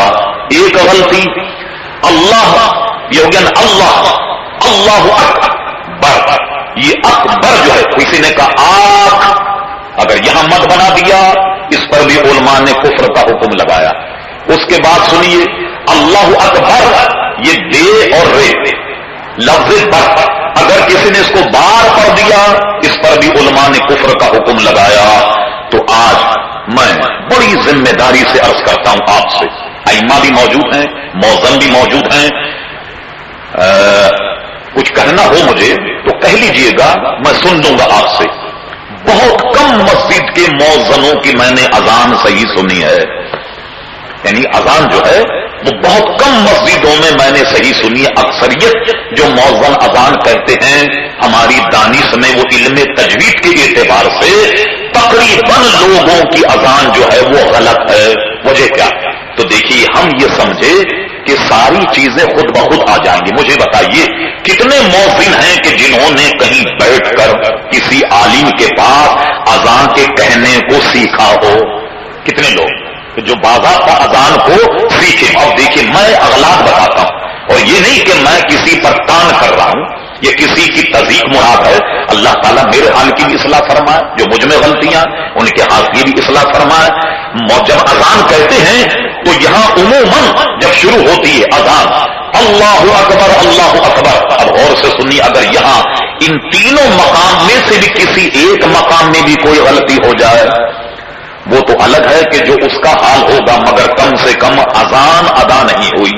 بہت سارے ان کو دیکھیے حی علی الصلاۃ، یہ لفظ ہی کتنا ہے پوچھیے آپ، حیا یہ صرف حیا. اب لوگ اب یہ کہاں ہے بھائی؟ پوچھیے علماء سے، پوچھیے کہیں اس میں مد لگا ہوا بلا وجہ کے کھینچنے حی کو، حالانکہ یہ لفظ صرف حیا صرف حیا. آپ عرب میں دیکھیے، سعودی عرب وغیرہ میں دیکھیے تو جو اسٹریٹ ہیں محلے وغیرہ تو وہاں لکھا حیا ابو ذر. آئیے ادھر یہ ابو ذر اسٹریٹ ہے، جیسے لکھا ہوتا نا بھائی فلانی اسٹریٹ فلاں اسٹریٹ فلاں محلہ، تو یہ لفظ دیکھا حیا ابو ذر حیا بلال، تو یہ لفظ ہے حیا. اب اگر اس کو کریں حی تو اب کیا ہوگا؟ اذان تو درست نہیں ہوئی آپ کی. اچھا اور سنیے، جتنی بھی اذان سنیے ہوتا حیا للفلاح حیا للفلاح استغفر اللہ ربی من کل ذنب واتوب الیہ، یہ کلمات یہ حیا علی الفلاح، یہ عین سب کا غائب ہو جائے. حیا علی الفلاح حیا علی الفلاح، یہ عین جب آپ نہیں نکالیں گے تو جملہ کیا بنے؟ حیا للفلاح حیا للفلاح. اب بتائیے اذان کیسے ادا ہوگی؟ اس بیماری کو دور کرنے کی کوشش کیجئے. جو مؤذن ہیں وہ بھی دور کیجئے، جو نماز پڑھانے والے احباب ہیں ان کو بھی چاہیے کہ اس کو دور کیا جائے. یہ تو اس کے متن کا معاملہ تھا کہ جس سے بچنا، گریز کرنا بے انتہا ضروری ہے. اور پھر میں کہوں گا کہ کوئی چیز بغیر سیکھے نہیں آئے گی.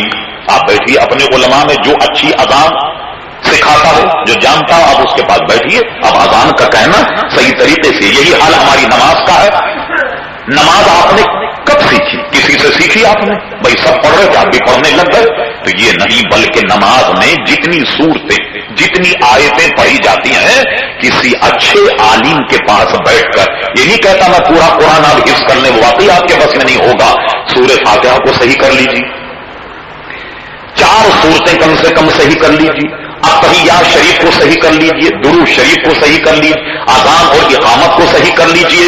یعنی وہ چیزیں، وہ باتیں جن کے روز مرہ آپ کو ضرورت ہے، آپ کسی اچھے عالم کے پاس بیٹھ کر اس کو سیکھ لیں. اب میں آپ سے پوچھتا ہوں، بتائیے کیا ہم نے اپنی نمازیں جو ہم نمازوں میں پڑھتے ہیں کسی اچھے عالم کے پاس بیٹھ کر ہم نے اس کو سیکھنے کی کوشش کی؟ نہیں. سیکھنے کی کوشش کی تو نتیجہ کیا نکلا کہ یہ ساری نمازیں اگر ہمارے منہ پہ مار دی جائیں، ساری اذانیں اور اقامتیں ہمارے جناب اکارا چلی جائیں، تو اب بتائیے کل اللہ تبارک و تعالیٰ کے دربار میں کیا حال ہوگا.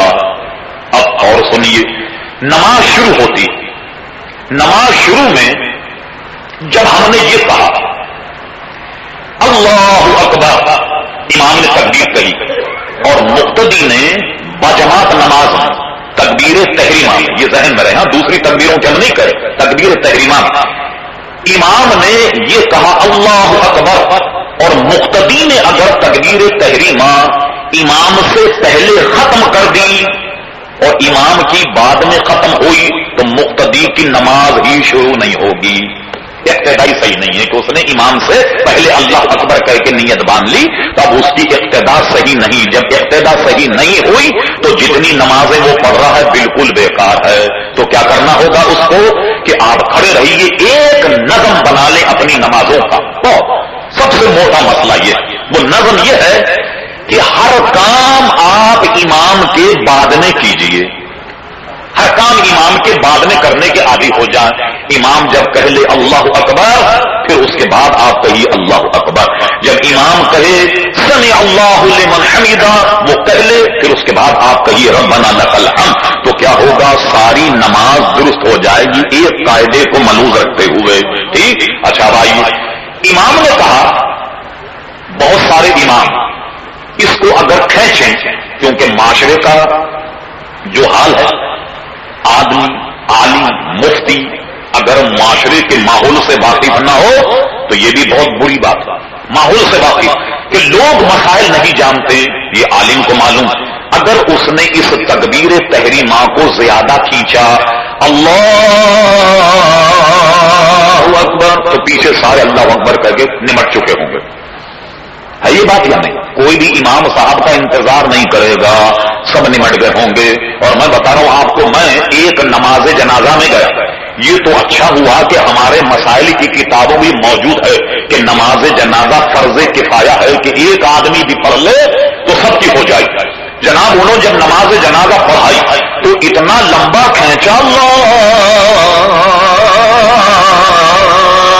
اکبر، سارے پارے ہو گئے پیچھے سے. تو نماز جنازہ ان کی تو نہیں ہوئی، جو پیچھے پڑھنے والے ہیں ان کی تو نہیں ہوئی. نماز جنازہ خالی مولوی صاحب کی ہوئی. بس یہ ہے کہ اس بیچارے کو یہ کہیے کہ نماز ہو گئی اور نماز کے بعد اس کو دفنا دیا. جتنے پیچھے لوگ تھے ان میں سے کسی کی بھی نماز نہیں ہوئی. تو جانتے پھر اس کا نقصان کیا ہوا؟ میت کی تو نماز جنازہ ہو گئی. اور اس مسئلے کو بڑے دلائل سے اعلیٰ حضرت امام اہل سنت فاضل بریلوی رضی اللہ عنہ اپنے فتاوی رضیہ میں نقل کیا. وہ یہ ہے کہ نماز جنازہ گناہ گار کی اور پڑھنے والے نیکوکار، تو اللہ تعالیٰ ان سارے نیک بندوں کے طفیل اس کی مغفرت کر دیتا. اور فرمایا بندہ اگر نیک ہو، پڑھنے نماز جس کی پڑھی جا رہی نماز جنازہ وہ اگر نیک ہے، اس کی نماز جنازہ پڑھنے والے مجھ جیسے گناہگار، تو اللہ تعالیٰ اس نیک بندے کے طفیل نماز جنازہ پڑھنے والوں کی مغفرت کر دیتا. اب اب دیکھیے ہم کتنی بڑی نعمت سے محروم ہو گئے، ایک فنی معاملہ نہ معلوم ہونے کی وجہ سے وہ میت بھی اتنی بڑی نماز سے محروم ہو گیا، اور اگر وہ جنازہ کسی نیک کا تھا تو اس کی نماز جنازہ آپ نے پڑھی، جب آپ کی نماز جنازہ ہوئی نہیں تو آپ بھی کتنی بڑی نعمت سے محروم ہو گئے۔ اور سنیے نعمت کا حال، امام جلال الدین سیوطی نے شرح صدور بے شرح حال الموت والقبور میں اس واقعے کو نقل کیا کہ ایک خاتون کا انتقال ہوا، وہ نیک تھی ولیہ، اس کی نماز جنازہ میں ایک کفن چور آیا، اس نے بھی نماز جنازہ بڑے ٹھاٹ سے پڑھی، اور صرف اس لیے پڑھی کہ نماز جنازہ پڑھ کر دیکھوں گا کہ کہاں دفنایا گیا، تو جہاں دفنایا گیا ہو رات میں کوئی نشانی رکھ کے آؤں گا، رات میں کفن کس کا آؤں گا، کام اس کا کفن چوری کا تھا۔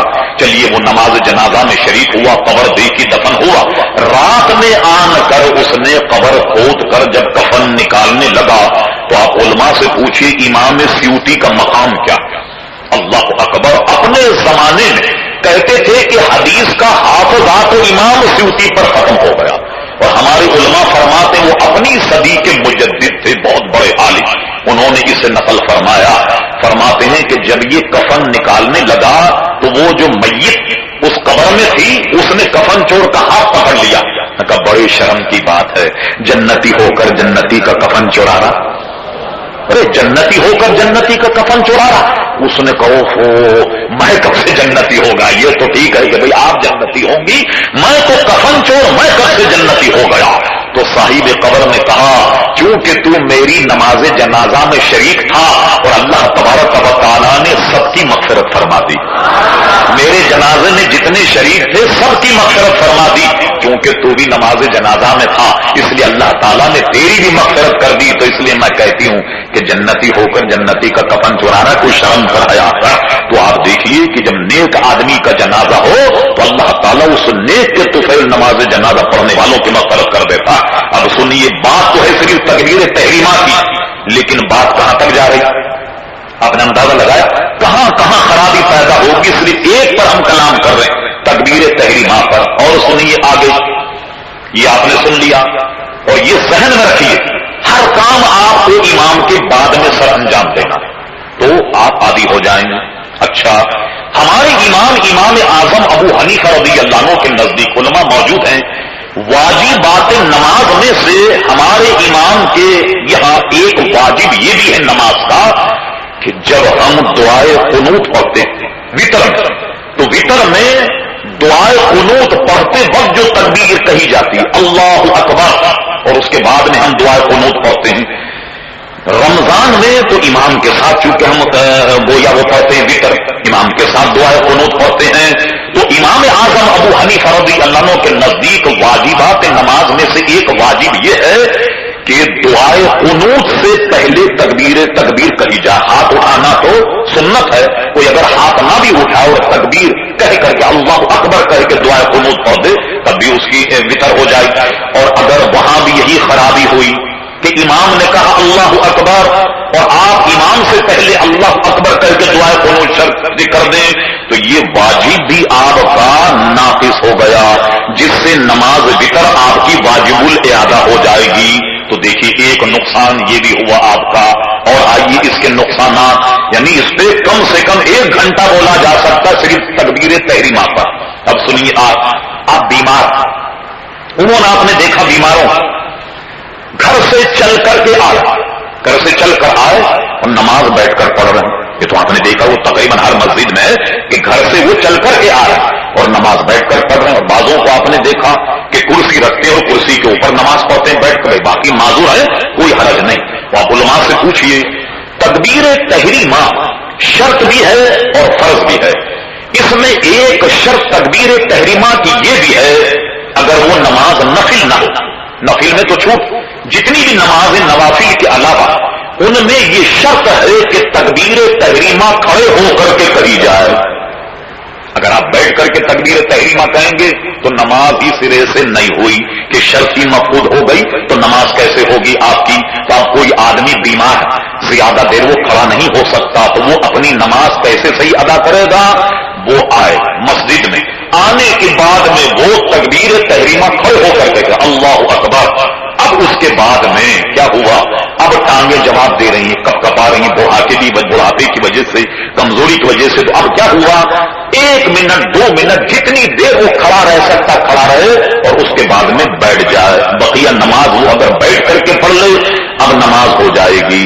سمجھ رہے آپ؟ اسی طریقے سے کوئی شخص چل کر کے مسجد میں آئے، صرف وہ اتنی دیر کھڑا رہ سکتا ہے کہ اللہ اکبر، بس اب اس کی ٹانگیں جواب دے گئی تو تکبیر تحریمہ کھڑے ہو کر کے کہے اور اس کے بعد بیٹھ جائے تو نماز ہو جائے گی، کیونکہ یہ کمزور ہے. اور علماء نے یہ تک لکھا کہ اگر اس کی کمزوری میں کوئی سہارا مل جائے اور نماز وہ ادا کر سکتا ہے، جیسے ذرا سا ٹیک لگانے سے وہ کھڑا ہو سکتا ہے، تو ایسے مریض کو چاہیے کہ وہ مسجد کے بالکل کونے میں دیوار کی طرف چلا جائے اور دیوار سے ذرا سا ٹیک لگا کر کے اپنی نماز کو پوری کرے، بیٹھ کر نماز نہیں پڑھے. ایک بات یہ، 2 باتیں یہ ہو گئی. تیسری بات سنیے، عموماً آپ ایسے موقع پر پہنچے کہ نماز جماعت ہو رہی اور ساری جماعت رکوع میں ہے، آپ ایسے موقع پر پہنچے تو اب آپ اگر رکوع پا لیں تو رکعت پا لیں گے. تو رکوع پانے کا طریقہ کیا ہے؟ عموماً یہ دیکھا گیا، جو مسائل نہیں جانتے لوگ اللہ اکبر کر کے سیدھے رکوع میں چلے جاتے. اب اس میں کیا خرابی پیدا ہوئی؟ تو دیکھیے اللہ اکبر جو تکبیر تحریمہ تھی تو تکبیر تحریمہ کے بعد کھڑا ہونا شرط تھا، تو لیکن آپ نے کیا کیا؟ تکبیر ہی کہتے ہوئے رکوع میں چلے گئے. تو تکبیر تحریمہ کا تتمہ کہاں ہوا؟ رکوع میں ہوا. اس لیے نماز ناقص ہو گئی کہ تکبیر تحریمہ آپ نے صحیح ادا نہیں کی. اب اگر جماعت رکوع میں ہو تو اس رکعت کو پانے کا طریقہ کیا ہے؟ اس کے پانے کا طریقہ ہے کہ اللہ اکبر، یہ کھڑے ہو گئے، یہ ہو گئی تکبیر تحریمہ. اب چونکہ جماعت رکوع میں ہے، اب اللہ اکبر کہہ کے دوسری تکبیر کہتے ہوئے آپ رکوع میں اگر مل گئے تو اب آپ کی رکعت مل گئی. سمجھ گئے آپ؟ ہاں، ورنہ رکعت نہیں ملے گی. یعنی ایک لمحے کے لیے آپ کھڑے اللہ اکبر ایک لمحے کے لیے تاکہ قیام ہو جائے، اور قیام کرنے کے بعد میں اب دوسری تکبیر کہہ کے پھر آپ رکوع میں جائیے. نتیجہ یہ نکلا کہ تکبیر تحریمہ کے وقت بھی قیام ضروری ہے، اور اگر آپ نے قیام نہیں کیا تو ظاہر ہے کہ بعض صورتوں میں نماز ہوگی نہیں اور بعض صورتوں میں نماز جو ہے وہ ناقص ہوگی. تو بات بہت دور چلی گئی اور میں عرض یہ کر رہا تھا اس کے ترجمے پر، قد افلح من تزکا وذکر اسم ربہ فصلی، اور اعلیٰ فرماتے اور اپنے رب کا نام لے کر نماز پڑھی. تو علماء نے اس پر اس سے استدلال کیا ہے کہ نماز پر جب وہ تکبیر تحریمہ کرتا ہے وہ، تو اس آیت سے مراد اس تکبیر تحریمہ کو بھی علماء نے لیا اور صاحب بہار شریعت نے یہی قول کیا اور دوسرے علماء نے بھی. تو گویا تکبیر تحریمہ کہتے ہوئے ہم نے نماز کا آغاز کیا، اور جہاں جہاں ہم سے غلطیاں ہوتی ہیں ان کی میں نے چند کی نشاندہی آپ کے سامنے کر دی تاکہ آپ ان مسائل کا خصوصی طور پر خیال رکھیں. اور آخری میں پھر یہ میں کہوں گا آپ سے کہ اپنی نمازوں کو بچانے کے لیے کسی عالم کے پاس بیٹھ کر اس کو درست کریں. اذانوں کو صحیح کرنے کے لیے کسی اچھے عالم کے پاس بیٹھ کر اذان کے جو کلمات ہیں ان کو آپ درست کریں. اور آپ یقین جانیے کہ اذان کا کہنا لوگوں کے نزدیک تو یہ بڑا چھوٹا منصب، لیکن ہمارے آقا کے نزدیک یہ اتنا اونچا منصب ہے کہ کل جتنے لوگ قیامت میں ہوں گے ان سب کی گردنیں جھکی ہوں گی شرم اور ندامت سے. سرکار فرماتے مؤذن جو ہے ان کی گردنیں اٹھی ہوں گی. جو اللہ اور اس کے رسول کے نام کو بلند کرتے ہیں کل قیامت میں ان کے سر اٹھے ہوئے ہوں گے، ان کی گردنیں اٹھی ہوں گی. جس کا مطلب علماء یہ بیان کرتے ہیں کہ کل قیامت میں بہت معزز اور عزت دار ہوں گے وہ لوگ کہ جو اذان کہتے. حضرت عمر رضی اللہ عنہ کا قول ہماری نظر سے گزرا، وہ فرماتے ہیں کہ امور سلطنت سے مجھے فرصت نہیں ملتی. مسائل اتنے ہیں کہ یہ جو پاکستان ہے یہ تو بہت مختصر. حضرت عمر رضی اللہ تعالیٰ عنہ جس زمین پر حکومت فرماتے تھے سرزمین، اس کا رقبہ 22 لاکھ مربع میل سے زیادہ. تو مسائل کتنے ہوں گے؟ فرماتے مجھے امور سلطنت سے فرصت نہیں ملتی، ورنہ عمر ابن خطاب اذان کہنے کو اپناتا. موزن ہوتا میں اور اذان کہتا اللہ اکبر. یہ تک فرمایا گیا جہاں جہاں اذان کی آواز جاتی یہ سارے کے سارے کل قیامت میں گواہی دیں گے کہ مولا یہ تیرے نام کو بلند کرتا تھا. ایک اور روایت میں آتا ہے کہ کچھ لوگ حضرت عمر کے پاس آئے. کس قبیلے سے؟ انہوں نے بتا ہم یہ قبیلے کی، یہ ہمارا تعارف، یہ ہماری برادری. حضرت عمر نے ضمناً ان سے یہ پوچھ لیا کہ یہ بتاؤ کہ تم میں اذان کون لوگ دیتے؟ تم نے اپنی مسجدوں میں اذان کہنے کے لیے کن لوگوں کا انتخاب کیا؟ جو وقت حضرت عمر کی خدمت میں آیا تھا وہ یہ کہنے لگا کہ ہمارے یہاں جو اذان کہنے والے لوگ ہیں وہ ہمارے گھٹیا قسم کے لوگ ہیں، جیسے ہمارے خدام، ہمارے ملازمین، ہمارے موالی، یہ لوگ اذان کہتے ہیں. حضرت عمر کے چہرے کا رنگ بدل گیا. فرمایا تمہاری برادری میں یہ بہت بڑی غلطی، یہ بہت بڑی خطا ہے تم سے. یعنی اذان تمہارے ماحول اور معاشرے اور قبیلے کے عزتدار لوگوں کو کہنی چاہیے. اذان کو تم نے معمولی سمجھا ہوا کہ اپنے ملازمین اور گھٹیا موالی اور جناب خدام سے اذان کہلاتے ہو؟ تم کو تو چاہیے کہ بڑے معزز اونچے لوگ جو ہیں تمہاری خاندان اور برادری کے، ان کو اذان کہنی چاہیے. تو یہ ثواب کب ملے گا؟ جب آپ کی اذانیں درست ہوں گی. نماز کا ثواب کب ملے گا؟